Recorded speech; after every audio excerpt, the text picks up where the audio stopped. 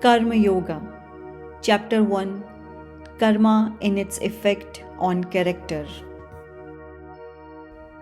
There are certain works which are, as it were, the aggregate, the sum total of a large number of smaller works. If we stand near the seashore and hear the waves dashing against the shingle, we think it is such a great noise, and yet we know that one wave is really composed of millions and millions of minute waves. Each one of these is making a noise, and yet we do not catch it. It is only when they become the big aggregate that we hear. Similarly, every pulsation of the heart is work. Certain kind of work we feel and they become tangible to us. They are at the same time the aggregate of a number of small works. If you really want to judge of the character of a man, look not at his great performances. Every fool may become a hero at one time or another. Watch a man do his most common actions. Those are indeed the things which will tell you the real character of a great man. Great occasions rouse even the slowest of human beings to some kind of greatness. But he alone is the really great man, whose character is great always, the same wherever he be. Karma, in its effect on character, is the most tremendous power that man has to deal with. Man is, as it were, a center and is attracting all the powers of the universe towards himself. And in this center is fusing them all and again sending them off in a big current. Such a center is the real man, the Almighty, the Omniscient, and he draws the whole universe towards him. Good and bad, misery and happiness, all are running towards him and clinging round him. And out of them he fashions the mighty stream of tendency called character and throws it outwards. As he has the power of drawing in anything, so has he the power of throwing it out.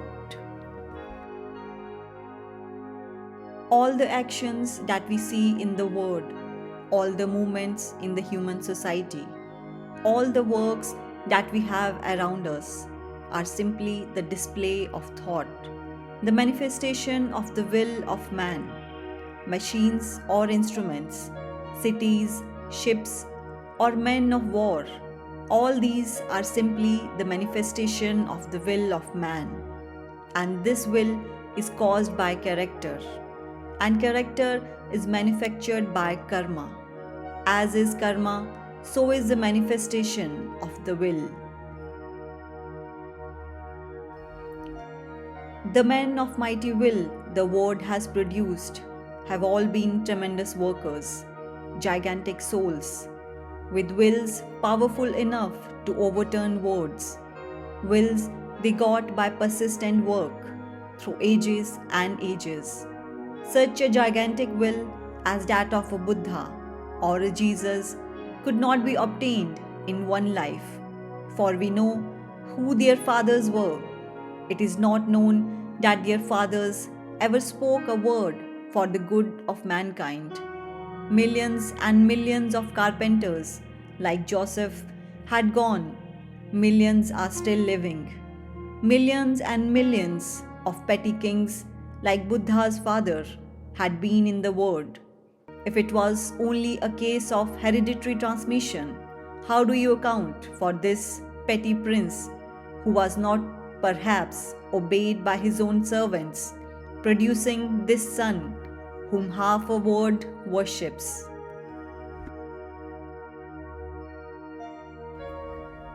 How do you explain the gulf between the carpenter and his son, whom millions of human beings worship as God? It cannot be solved by the theory of heredity. The gigantic will which Buddha and Jesus threw over the world, whence did it come? Whence came this accumulation of power? It must have been there through ages and ages, continually growing bigger and bigger until it burst on society in a Buddha or a Jesus, even rolling down to the present day.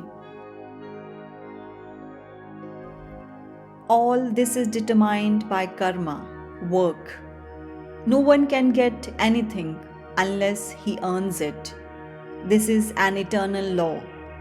We may sometimes think it is not so, but in the long run, we become convinced of it. A man may struggle all his life for riches. He may cheat thousands, but he finds at last that he did not deserve to become rich, and his life becomes a trouble and a nuisance to him. We may go on accumulating things for our physical enjoyment, but only what we earn is really ours. A fool may buy all the books in the world, and they will be in his library, but he will be able to read only those that he deserves to, and this deserving is produced by karma.